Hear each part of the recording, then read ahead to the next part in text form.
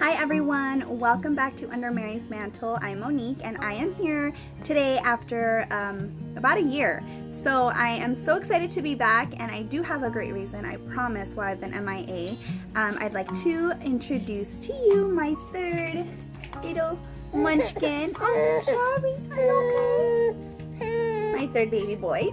His name is Giovanni Ambrosio, and he is now 5 months.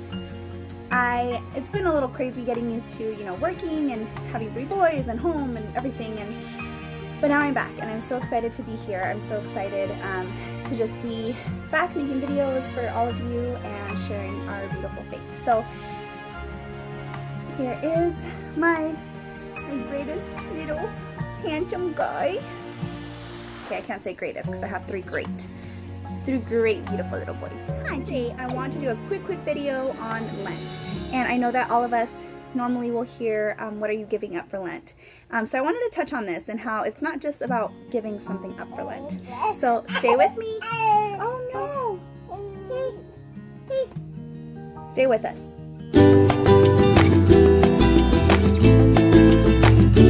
So, yes, we've all heard, what are you giving up for Lent this year, right?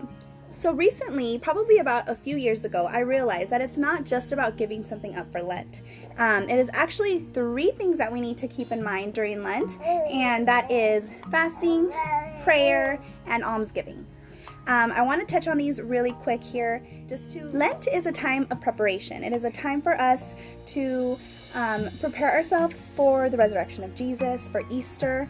It is time for us to grow closer and closer to God, closer and closer to Jesus, open up our hearts to reduce the amount of worldly influence in our lives and be more God's.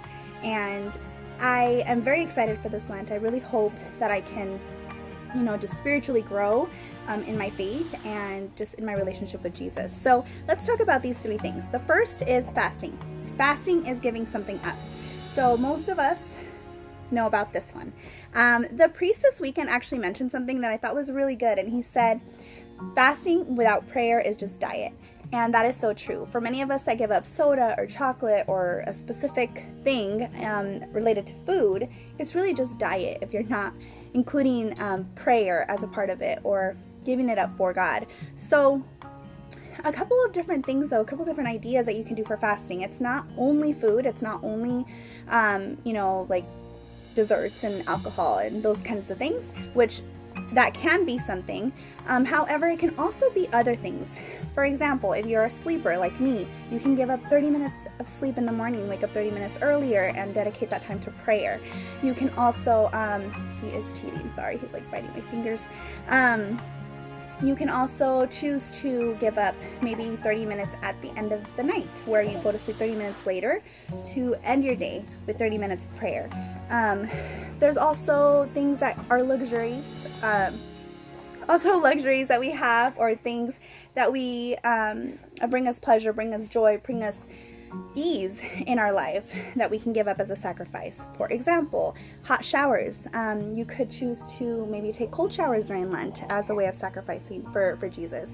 Not using your snooze button on your alarm. So there are many things that we can give up to sacrifice something for Jesus. Now, because we've all talked about this part and we've all known about the fasting part, let's move on to the next thing. The next one is prayer. There's so many different ways that we can increase prayer in our lives to grow closer to God. And that is the ultimate goal, is growing closer to Jesus. And how do we do that? Well, we communicate with God, right? We pray.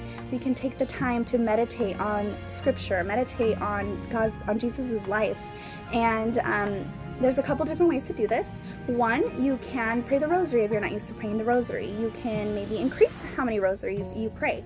You can pray maybe the 4 mysteries a day or the 5. You can maybe do a rosary a day if you're not used to doing a rosary, even a decade a day if you're not used to doing the rosary. That's a different way to do this. You can also read scripture, dedicate some time every day to scripture. What I will be doing will be to do the daily readings and spend 30 minutes meditating on the daily readings for the day. So those are ways that we can increase our prayer life. Now, the last one is almsgiving. Almsgiving is giving of our time or money to those who need it. It can be a beggar on the side of the road, it can be the homeless, it can be a charity. Really, there are many ways to donate your time or your money. Another thing that the priest mentioned on Saturday or Sunday that I thought was worthy of mentioning is that he said when we give in almsgiving, it's not about what the other person will be utilizing our gift for. So if we, for example, give money to a homeless person, we shouldn't be preoccupied with what it is that they're going to use that money for, whether it be food or whether it be, something that's not good, such as alcohol or drugs. That's really none of our concern as far as how they're going to utilize our money. We are giving out of charity and out of love. We are giving because we love God, and because we love God, we love others. We love others, and Jesus taught us to love all of our brothers and sisters. So this is a very important part of almsgiving, is that we give without being worried about what we're going to get back or what our gift is really doing. So give freely, give out of your heart. There's just so many areas that our world needs help in that we can definitely donate and give of our time and money. So those are the 3 things. I hope that this video helped maybe give you a couple ideas for those of you that are procrastinators like me and are just now deciding what you're doing for Lent. But remember, it's 3 things. You want to fast something, give something up. And 2, you want to pray. Increase your prayer life so that you can grow closer and closer to Jesus this Lent. And 3, almsgiving is to be charitable and love others as Jesus Christ loved when he was walking this earth with us. I really am so excited to be here. Thank you to all of you. Please subscribe, share this video, like it. Another great idea for prayer is adoration. Committing to 1 hour a week or an hour a day in adoration is a beautiful and wonderful way to increase prayer during Lent. So definitely maybe consider that.